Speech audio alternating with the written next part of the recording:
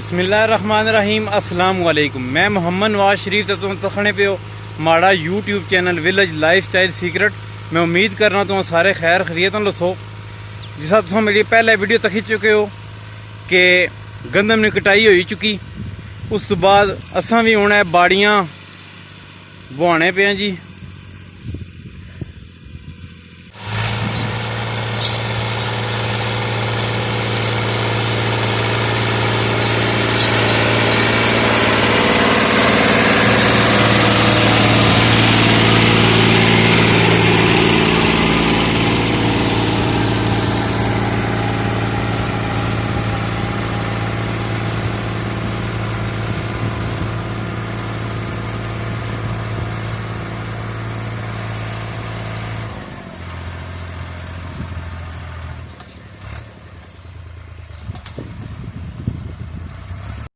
अस्सलाम वालेकुम जी। क्या हाल है? ठीक हो? खैरियत है? केड़ी हल मारने पे हो? राजा हल जी। राजा हल ना मकसद क्या होना जी? राजा हल थले मिट्टी ऊपर कर देनी।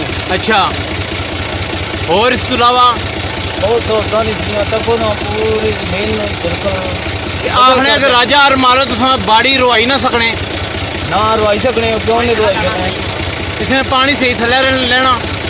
बिल्कुल थले वाला वत्तर ऊपर आ गया ना, यानी मिट्टी तब्दील होगी। सही सही सही, ठीक हो गया। ये आजकल घंटा क्या चलना पे जी? घंटा चलना जी 1200 रुपये घंटा। सही है, ठीक है। थोड़ा पानी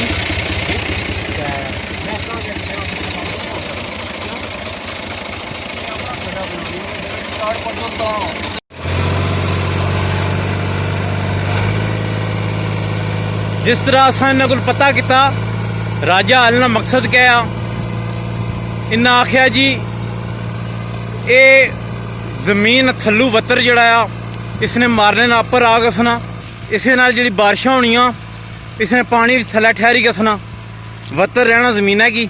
राजा हल मारन तो बाद असा 2 महीने जड़ा आ असा कुछ भी ना दोबारा हल जड़ा है असा ना मरवाने, ताकि उस तो बाद अगे असा जड़ा है ना मकई ना सीजन है, असा मकई जी है ना वो ना राने। तो अगली बार इंशाअल्लाह जिस टाइम गंदम नहीं रुआई स्टार्ट हो सी उस टाइम असा गंदम रासा जी। असा जिम्मेदार लोग इसकी त्रै फाली हल भी आखने जिस तरह तुम तकी सकने हो जी।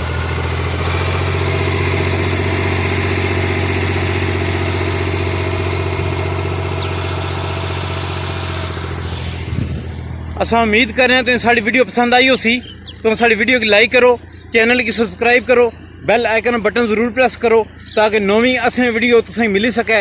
मोहम्मद नवाज शरीफ, अस्सलाम वालेकुम।